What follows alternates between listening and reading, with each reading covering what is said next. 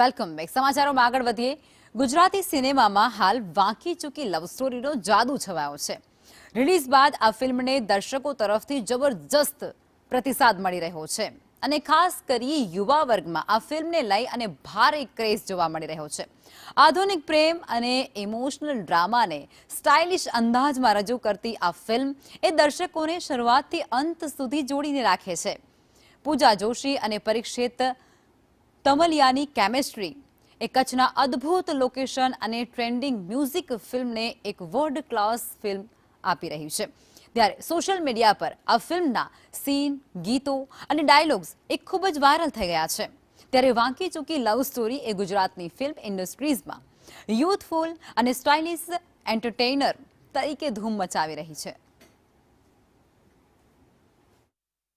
આ movie super છે, classic છે, પારિવારિક છે, ફન છે, લવ છે, ઇમોશન્સ છે, એક સારી ટ્રેજિક કોમેડી છે એન્ડ અત્યારનો જે મોડર્ન ટાઈમનો લવ બતાવ્યો છે એ બહુ જ સારી રીતે બતાવ્યો છે and I just love this છે. એકદમ ફ્રેશ લુકઅપ જે કહીએ ને, આપણે હિન્દી પિક્ચરને ભૂલી જઈએ એ પ્રકારનું એનું વ્યક્તિત્વ છે દરેક પાત્રોનું. આ પાત્રો જીવનમાં ખૂબ જ